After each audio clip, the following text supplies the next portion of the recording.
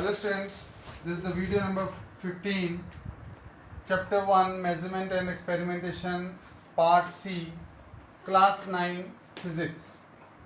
In this we will discuss about the measurement of time and simple pendulum. So as you know, time is the physical quantity which plays a very important role in our daily life. In offices and home, in school, everywhere we are using different kind of instrument like pendulum clock we are using.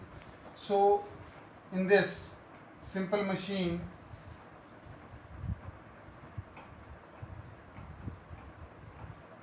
we will discuss about its working and few terms.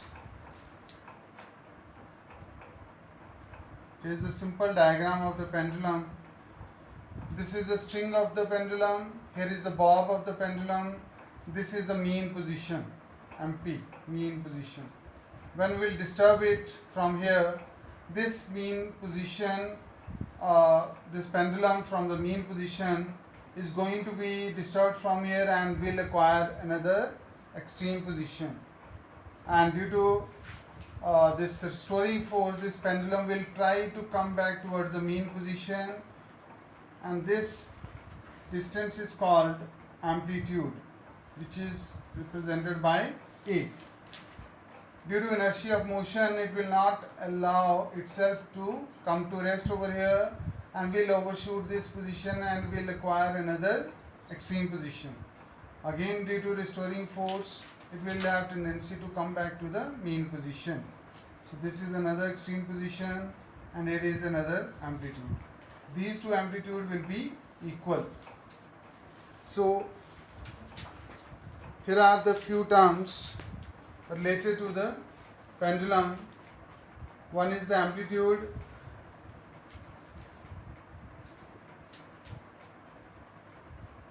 It is represented by A and it is the distance between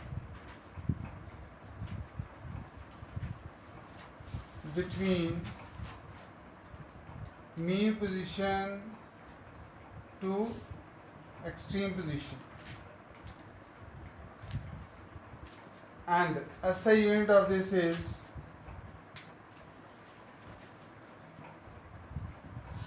meter. Second term is frequency.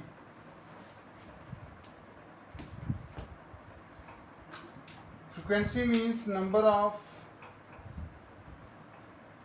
cycles per second,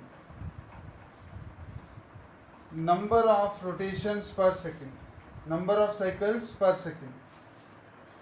And in this cycle word we will replace especially with the oscillation. So we can say even number of oscillations per second.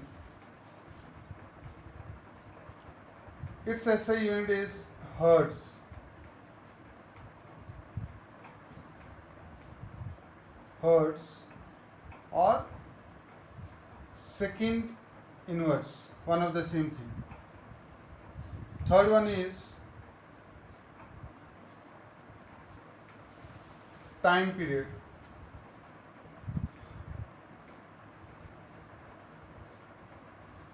Time period is the time taken by the pendulum to complete its one oscillation. Time taken by pendulum to complete its one oscillation. Its SI unit is second.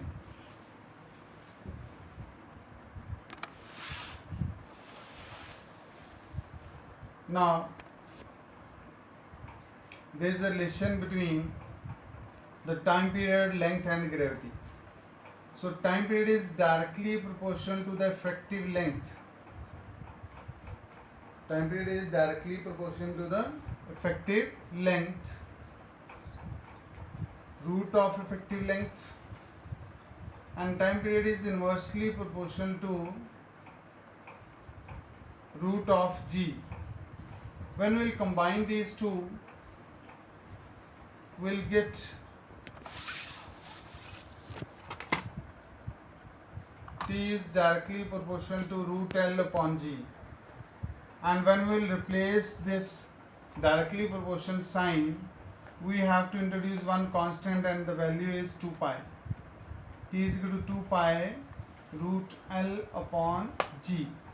So this particular formula, beta, you have to keep in your mind, because number of numericals are there which are based on this formula. Now from this formula we can rearrange it. G is equal to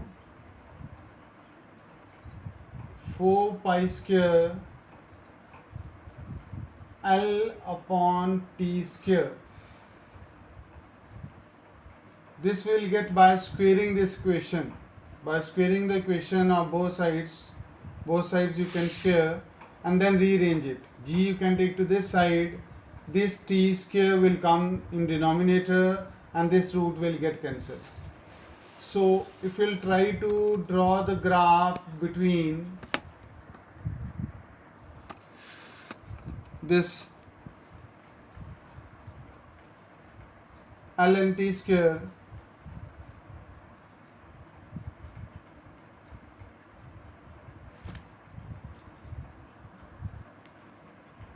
so when we draw the graph between T square and L, suppose here you will have the T1 square value and here you have T2 square value. So T1 square and T2 square are the two observations corresponding to which you will get L1 effective length, and there is another length L2, and if we'll try to draw the graph, there will be the straight line. This will be the straight line. Now if we'll try to draw this triangle, from here we'll get the slope. So slope is this T square by L. Now G is equal to 4 pi square, the formula is L by T square, but if we'll divide it with the slope of T square versus L, so here the slope is T square upon L, T square upon L. So ultimately this L will go up and T square will remain in denominator. So the same thing we have in this formula. So by substituting the values, we can get the gravity of the earth, that is 9.8 meter per second square. Now in this, from this particular expression, we can time period is equal to 2 pi root L upon G. So time period depends upon only length and gravity. When we increase the mass of the ball, time period will not affect. And even when we increase the amplitude, then also the time period will not affect at all. The last is about the seconds pendulum. Seconds pendulum is that pendulum whose time period is equal to 2 seconds. So this is all about 15 video part C of chapter number 1. So revise the concept properly and apply the concept on the numericals.